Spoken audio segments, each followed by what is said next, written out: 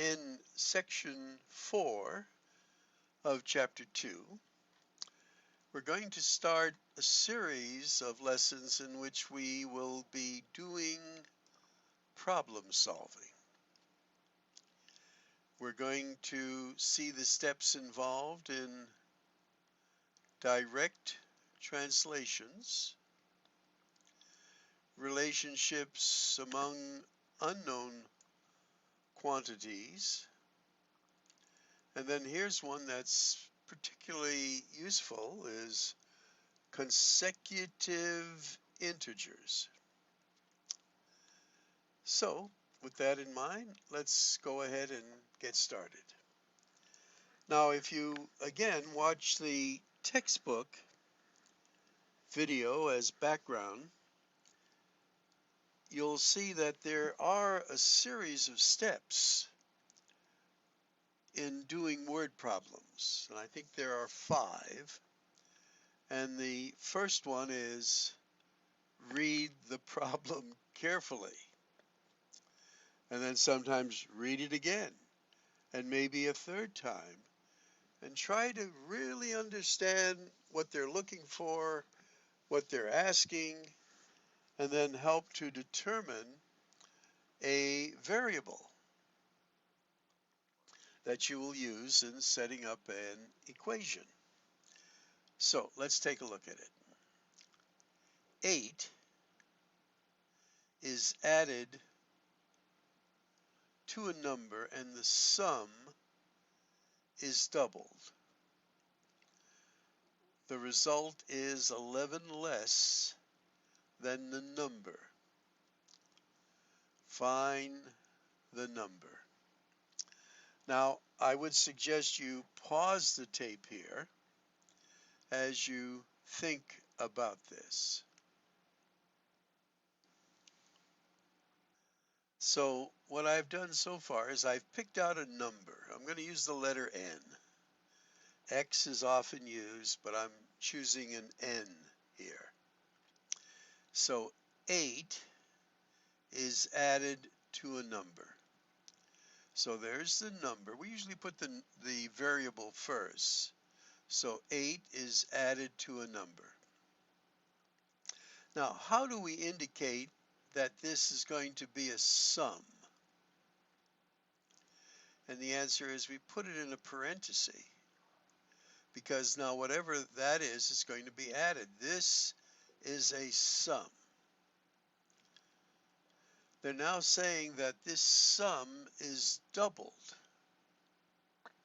Well, how can we double this sum? Well, by multiplying it by 2. Now, the results. This indicates an equal sign.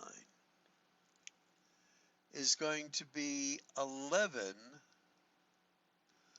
less than the number. So again, we're going to put the number first and 11 less. So I believe that is the equation. So again, pause the tape if you like, look at it, and see if you could come up with this as well. And now they want us to solve it, of course, so let's just do that. And it would be nice if I had lots of room to work it out, but I have to overwrite what's here. So we get, let's put it over here. I usually like to do it underneath. So it's going to be 2n plus 16 equals n minus 11. I'm just distributing this side. Now I'm going to transpose the n. This becomes a negative n on this side, so this is just a plain n. And this then goes over to the other side as a negative 16. So it looks like my n is going to be a negative 27. And I check the answer, and that is correct. So again, not too easy, but not too hard. and you want to develop a skill in doing it. All right, let's take a look at the next one. And read it carefully. 3 times the difference of a number and 2. So here we're talking about a difference between a number and 2. Well, that's a number and 2. There's the difference.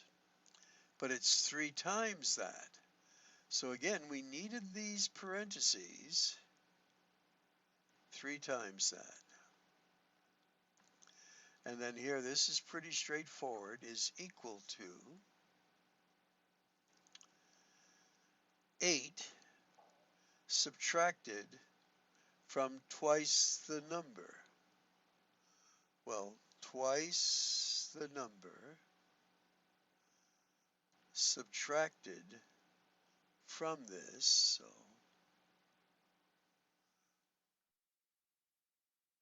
okay, I paused the tape, I looked over it.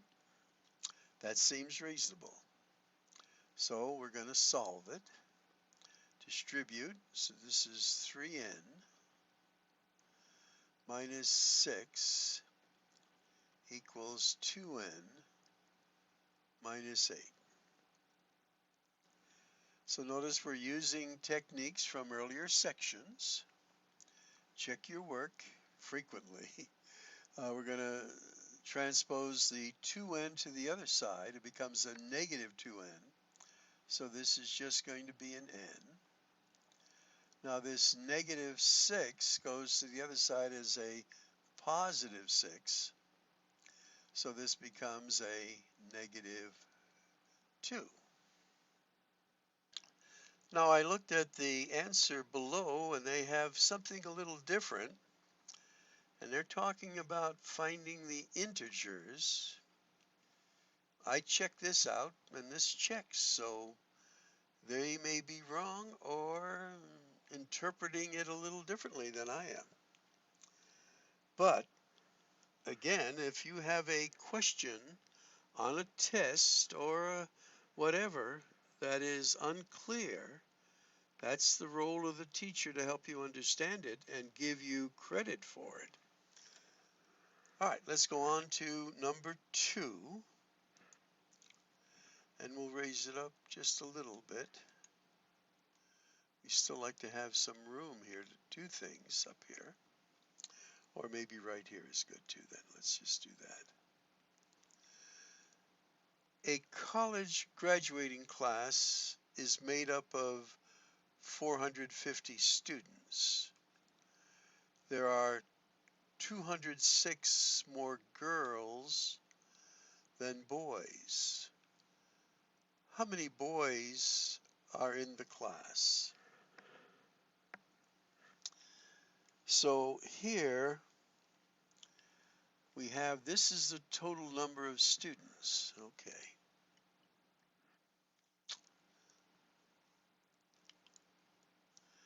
Well, what we don't know anything about is the number of boys. So we're going to let B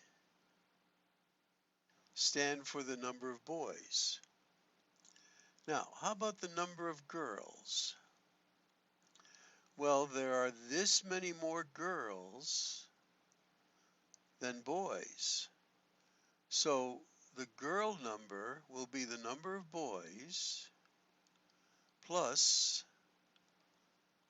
206. So again, this is boys, this is girls, and this will equal 450. So we're going to group like terms. We have 2 B's plus 206 equals 450. Now, again, we could use other methods that we have taught. Instead of transposing, which is just going to take this to the other side, I'm going to subtract this.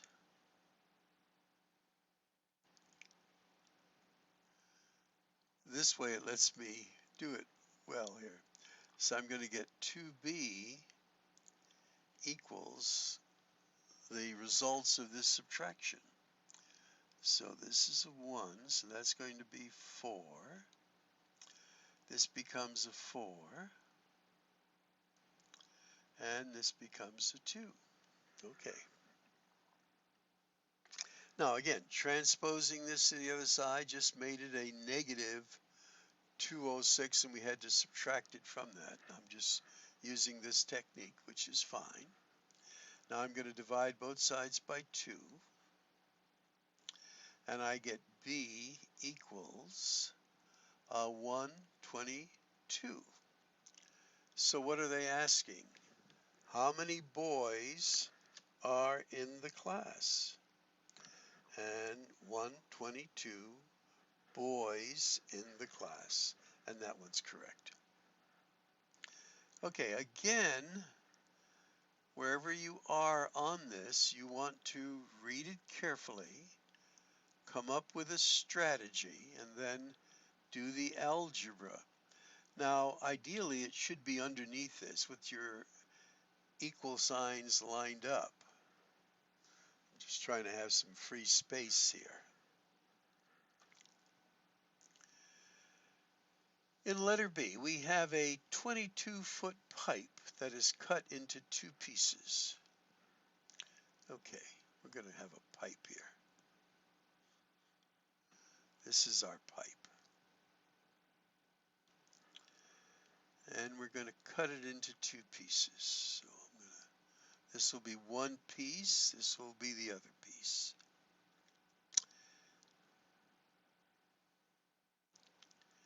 The shorter piece is 7 feet shorter than the longer piece. What is the length of the longer piece? Okay, so what we have to do is find a letter. The shorter piece is 7 feet longer. So this will be the longer piece. And the shorter piece is 7 feet shorter than the longer. So there's the longer, minus 7. And we know all of this now will equal 22. Again, they'll say in that series of steps, a diagram might be helpful. So here it was. So what's our equation? Well, we have 1L, 2L, we have 2L's minus 7 equals 22. So we're going to add 7 to both sides, so we get 2L. Transpose this becomes a plus 7, and this is 29. Looks like we're going to get a fraction here. So we're going to divide both sides by 2.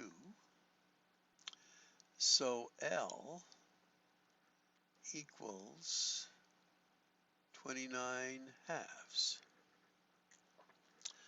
And what are they asking here? What is the length of the longer piece? Well, this is the longer piece. And if you want to convert that, that's going to be 14 1/2 feet. And that checks out. They write it 14.5, which is another way of writing it. Okay. Let's continue. A triangle has 3 angles, A, B, and C.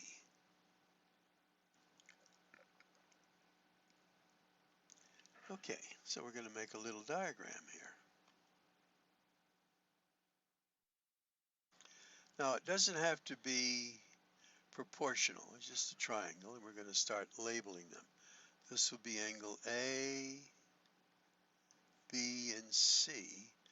And keep in mind, it's A plus B plus C they're giving you this hint. It's going to equal 180. We got to just see what we have here. So angle C is 18 degrees greater than angle B. So we're going to call this angle here angle B. And angle C is 18 degrees more. So this is going to be B plus 18. That's what C is. And angle A is 4 times angle B. Well, this is going to be then 4 times angle B. So we've made a diagram, we've put our information in there, and again, I had to think about this too, as you will be doing, and that seems sensible. So let's see what we have here. So we have our first angle, B, plus 4B, plus B plus 18, and all of that will equal 180. So we have here now 6B plus 18 equals 180, and we have 6B. Now we're going to subtract 18 from both sides, and that's going to give me a 2, this is 7, so 162, and we're going to divide this by 6, and we get B equals, I'm not using my calculator, 6 goes into there twice, that would be a 12, and then there's a 4 left over, so 27. This is what this angle is. Let me change colors. This is 27, and then what is the measure of each angle? All right, so they're asking what they are. So B is 27. 4 times 27 is going to be 108. And 27 plus 18 is 45. And they're all little degree symbols by these. Okay, so that's how it's done.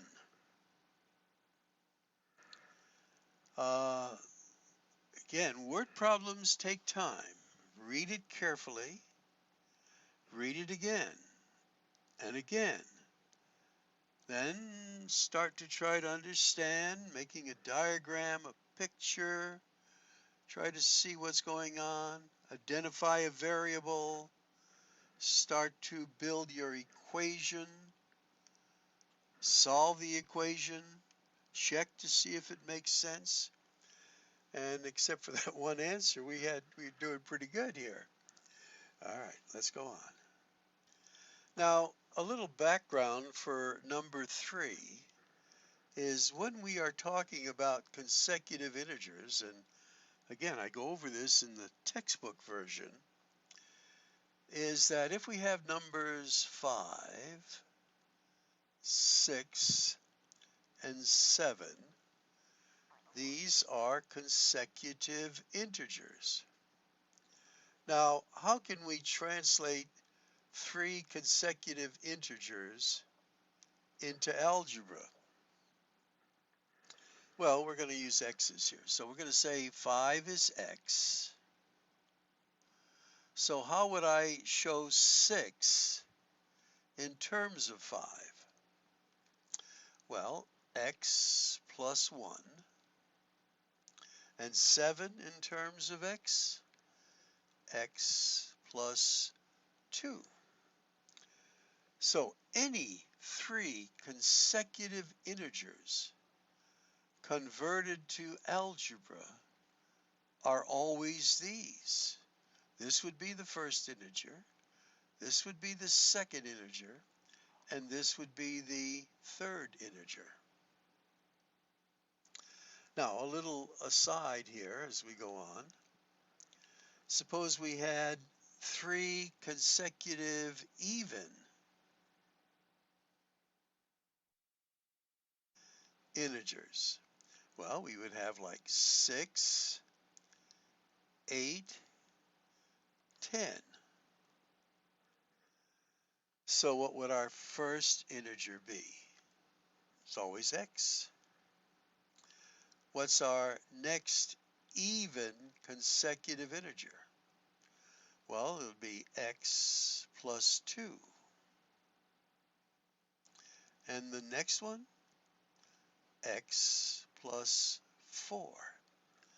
So adding 2 to the previous integer makes it the next consecutive even integer, as long as you start with an even. Because I'm going to do odd for you right now as well. 7, 9, 11. These are 3 consecutive odd integers. This is x. Now if I start with a 7, which is odd, how many do I need to add to make the next odd? 2. Okay. And then the next odd, 2 more. And you might say, hey, wait a minute. This line and this line are the same. Yes. The difference between them, and this messes up students' minds a little, is that how could it be odd if we're adding 2's, which are even? Well, the key is that whatever number you start with, if you start with an even, by adding 2 you get the next even. If you start with an odd, by adding 2 you get the next odd. So these are the same, but depending upon whether you start with an even or an odd. Okay, so keep that in mind. And we'll leave this here. The room number of 2 adjacent hotels room are 2 consecutive odd numbers. If their sum is this, find the hotel room numbers. Well, 2 consecutive odds. Well, there's your first odd, and there's your second. So the formula is x plus 2 equals 1380. And then what do? Well, we add these together. We get 2x. We're going to subtract 2 from both sides, and we get 1378. We're going to divide both sides by 2, and we get 689. Now, notice what they said. They want the numbers. This is the first one. What will be the next one? 691. Now they are here as well. Take a little peek. Okay, but this is the formula to do them. And we used our understanding of consecutive integers, whether they're just regular consecutive or even consecutive, odd consecutive. These are things you should have in your notes. Okay, when you open a book, the left and right pages are 2 consecutive natural numbers. The sum of their pages is this. What are the numbers of the page that comes first? Well, here we have 2 consecutive integers. So it's going to be x plus 1. and that will equal 349. So we add up our x's, 2x. We're going to subtract 1 from both sides. That gives us 348. We're going to divide both sides by 2. And that gives us, I'm assuming, 174. Okay. Yep, if you divide that by 2, 174. Perfect. Now, you might say, are they asking for both page numbers here? Because it's 174, 175, added together give you this, but they're only asking what's the page that comes first. So this would be the answer.